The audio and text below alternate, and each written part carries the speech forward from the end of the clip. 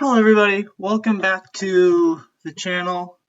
So we had a bit of problems with recording the last video that I was working on, so I'm doing a talk over the actual audio because there was no audio when I did it. So I won't be playing the game real time like I usually am, but it will go through. I'll do some commentating on the actual game. But the idea of the deck is to basically, we're running an aggro kind of control deck. We have Ludwig von Drake and Ichabod Crane, which are cards that kind of ramp onto, and they allow us to then play the cards, get some aggro in, and then ramp ourselves so then we can get up to like Raging Storm and other more expensive cards. It's kind of just like something that I built this deck kind of randomly, thinking of something that could be cool. So we're gonna try it out. But yeah, there's the Black Cauldron to recover from the Raging Storm. I found that the idea of Black Cauldron is really cool, and I think if you get it down early enough, you start building up cards underneath the Black Cauldron. You then can really easily, when you do Raging Storm, you can rebuild really fast because we have a lot of cheap characters. So we're gonna get into the game pretty quickly, I think now. So I forget. I think we went second this game. I forgot the ink coloring pairing that we had. But yeah, and the Stitch that we have here, the 3-cost uninkable one, is mainly there as another shift target for the Rockstar Stitch. But I think it's not great. So I think I have a new version, which is a new video will be coming out after this one, which I think I cut this card. But I was surprised at how well this deck actually went, especially in the first game we're going to see here. It was over pretty fast. So I think we ink the Stitch and we play Lilo, which is, pretty easy. The idea of the Lilo is that we can have 2 lore if we have a Stitch in play, and it's just a good 1-drop, and if we do have Pudge, we can then play Pudge pretty fast. But I think in this game, I might forget exactly, but in this game, I think we play, so we're able to play Pudge, which is actually nice. And I think also we also get to play the Lilo, so we have, Pudge, Lilo, which gets the quest, so the next turn we're questing for a fair amount, especially we're playing against the Sapphire deck, so they'd have a bit slower, than us, which is nice. So we'll quest for 4 right now. I think this is the turn we're debating about playing the Black Cauldron or the Stitch. I think we end up playing the Stitch so we can shift the Rockstar Stitch on, but it feels really bad because we're ramping our opponent, and especially since it's a Sapphire deck, we don't need to ramp them anymore, so that's why I think I end up cut this card. But the shifting the Rockstar Stitch I do eventually do, and I think that I'm not 100% certain if I forget exactly if I draw, if that helps us right now, but right now I know that we're in pretty good spot. They do Hades. Now I remember the Hades are Stitch, which prevents us from shifting, which does kind of make our game a little bit more difficult with what the initial plan was. And then they do remove our Lilo. I think their correct choice for them would have been to challenge our the other Lilo that could be played from the discard because it quests for only it quests for 2, and while we can replay it, we don't really need to replay it right now because we're going to be playing the I think we'll end up playing the Donald to ramp a bit more, which is going to be nice. I think next turn then we are boosting, whether boosting or playing Black Cauldron. So, and I think they're playing against a Sapphire Steel deck right now. I forget if we've seen ink for that, but yeah, I believe we're playing against Sapphire Steel or it's Sapphire Emerald. And they do clear our board now, which is expected. We can play Lilo from the discard now, and we do have Black Cauldron, so not too bad. They do then remove our Donald to ramp us, which is I'm not against it. It does help us to be able to get more cards out, especially with the Black Cauldron. And we do resolve, I believe, I think we do resolve it. We either, yeah, I think we do resolve. Yeah, we do resolve it. We draw another Lilo, and then I think we ink the Lilo and play the Bambi to boost. We play it boosted. Had a little bit of trouble with the mouse playing it, but boosting 2 in the next turn, we could hopefully exert it to then draw some cards, which would be nice. So we're in a kind of not the best spot at the moment because they can remove our stuff pretty easily. And then I think in this case they do play they do remove our stuff. Yeah, they play a Tinkerbell. So we're not in a great spot right now. We do have Raging Storm. We're in Raging Storm territory, so if we can draw a Raging Storm, that would help a whole bunch. But at the moment, we don't have that yet, so not helping us. Yeah, we do play the Black Cauldron. I think we end up putting a card underneath it. We put the Bambi, which is actually really nice. This Black Cauldron in this deck is really nice to be able to just continuously put cards from our discard into underneath it, and as long as they don't have item removal, which I know some decks do have item removal now, especially because of the dogs decks with Emerald Chromacon, this is such a insane thing. Like, we get to then rebuild our board, and our discard kind of becomes a little bit, like a second hand almost. And we do draw Raging Storm, which is gonna be really nice because we'll really clear this really big board, which we otherwise would not be able to do anything with. And this is kind of the idea of the deck. Because we are aggro, we have more cheaper cards that we can put underneath the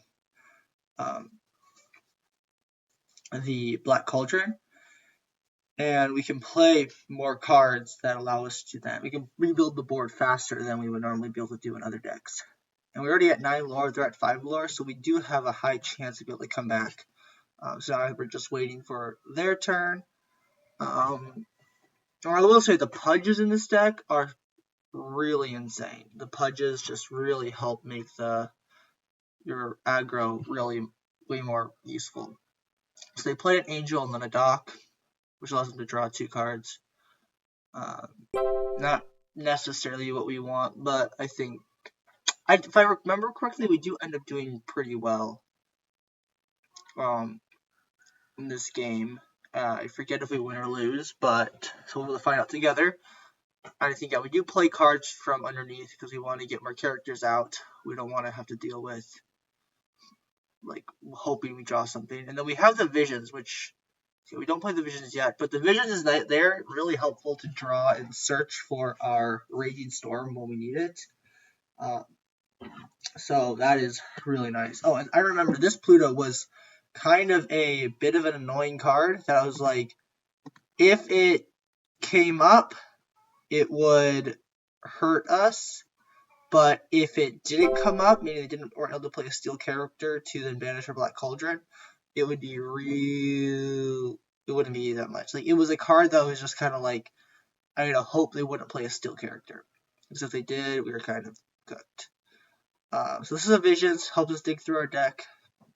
I think we end up choosing the Bambi, maybe the Ichabod Crate, because the Ichabod does quest for more and does ramp ourselves, but I think we do go for the Bambi to have just a bigger character out and from our card draw, which is not bad. I think that is probably a better choice. And then I think we end up challenging with this Bambi. So we boost it first, and we do, I think, challenge the dock. Or do we quest? I think we do challenge, because we're just trying to calculate the Pluto being able to banish one of our cards. And this was one of the annoying things in this deck, is missing the Raging Storms because of cards like Bambi or so on, like not being able to hit the Raging Storms, which is kind of annoying. Especially in this version, we only run 3, so we played 1, we've lost 1, meaning that we're probably not going to see our other third one, which means if they clear our board, then we're kind of in a bad spot because we don't have any way to like combat their board. But this does, I think, overall they do clear stuff. I think we do end up, okay, they end up taking that out. I think at this point in time, we're able to do some really nice, we were able to play Stitch, we're able to play Ichabod, and then resolve the Stitch to draw a card. And I think we do end up playing the Pudge to then exert and draw a card. So that's really useful. Yeah, and then we draw our third Raging Storm. So in this case, we got lucky. We got rare Raging Storms that we needed. Which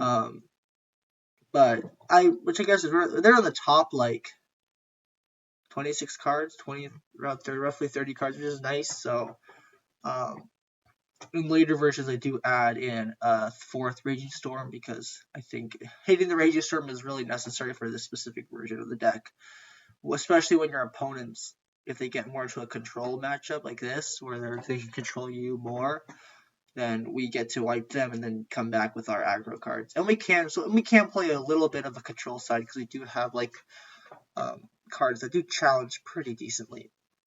So especially the Stitches one. I think this was key. They weren't able to play a steel character to banish our Black Cauldron, and I think this is where the game finally turns and we're able to take control. Because we'll be able to wipe on our next turn, which will be nice. We'll build a quest for 3, wipe the board. Then I think we play the castle, the Horde King, so we can use Black Cauldron twice. Then we get to wipe, and the next turn we'll be able to rebuild. And because they don't have any cards in hand, unless they just top deck like a Dock or a Beyond the Horizon or something like that, then we're in a really good spot. So right now, I don't think there's too much they can do to stop us, because we're going to quest for 3, yeah, and then we're going to be able to ready our Black Cauldron, which is nice, and then be able to use it again to put another card underneath it, so the next turn we can rebuild after the board wipe. And I think that's the key part of this deck. And then because they weren't able to remove the Black Cauldron with their Pluto, this is going to be the point where we get to try to take control. Because now they're just top decking, and we aren't really top decking because we have our Black Cauldron. They do top deck a Dock, which is really nice for them, but I don't think it's enough at this point. I think we're able to then come back really handily. Because we're able to play all our cards underneath the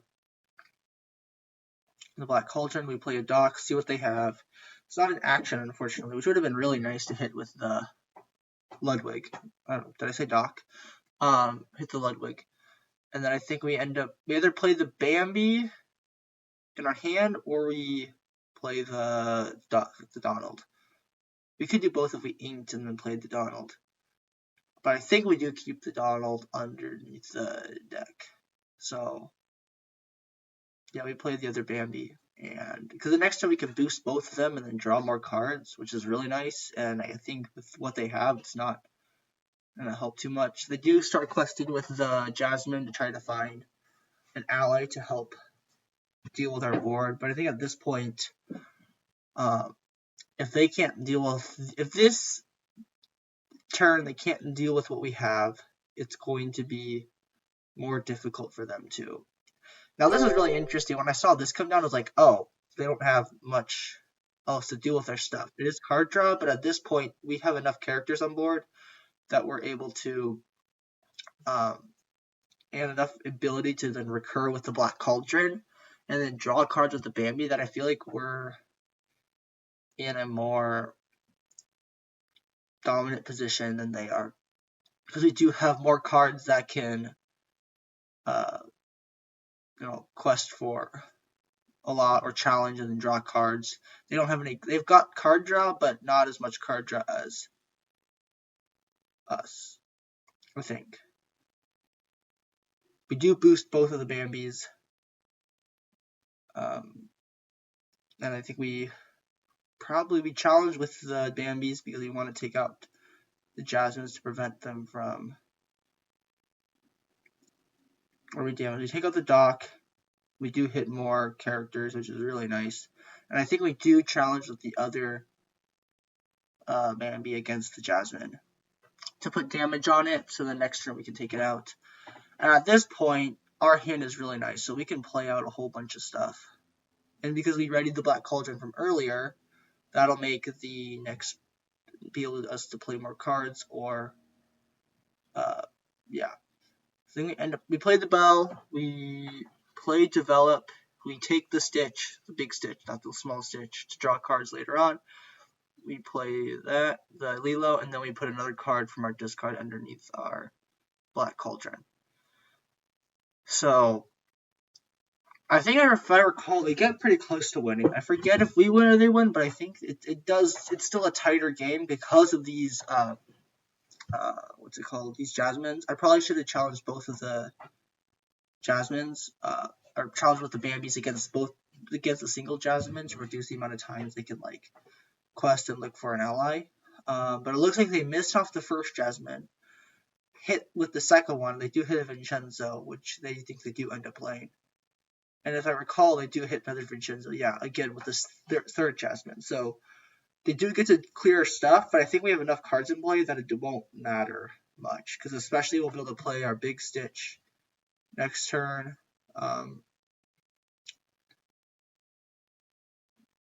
Yeah.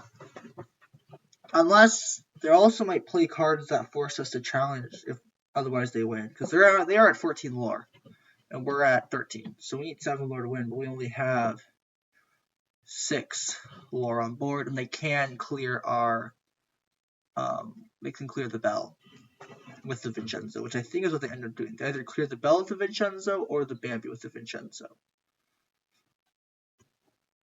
So they play they take out the bell. And we do put it into our Inkwell because more ink's always nice. And especially because we'll be able to play the Stitch next turn. That'll be... Yeah, so this was where we had to... This is the situation where we have to take out all of their Jasmines. Otherwise, we lose. Because they have more... Yeah, we take out all the Jasmines, or we lose. And I think, looking at it, it looks like we might not have the amount of strength required to take it out. I think I'm thinking about what I need to do. I think I do end up playing I play the Stitch to draw 2 cards, hopefully draw something good. That Lilo doesn't really help us right now because we're not trying to... Though now that I think about it, we could have shifted that Lilo. I don't know how I missed that. I think I'm looking, because I think I could have shifted the Lilo to take out then the second Jasmine. But I didn't do that. I don't think that would have mattered, but missing that feels kind of silly. So we deal 1 damage. I'm not sure why we do that. Yeah, so we managed to do almost enough, but even with not shifting, we didn't have it. This does lead me eventually to change and add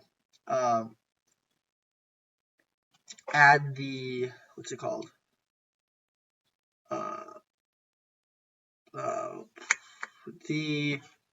I do end up adding Let It Go and so on, and support characters like the Basil and the Alonwi, because those cards help us control the board better than otherwise. But yeah, I think they end up winning because they don't win. We took out, okay, I miscalculated. They have only 5 lore on board. They need 6 lore to win. So we actually had enough to take out everything. And I think now we're gonna win because we now have the there's no way they can take out all these characters. We have 2 Ichabods, 2 Pudges, a Lilo. Okay, I see. I think that's what I did. So yeah, we end up winning that game. So yeah, that was a really useful game. I hope you enjoyed watching it, and hopefully we'll see you in the next video, which I do make changes to this deck, and I think it ends up being a little bit better. So see you in the next video. Bye.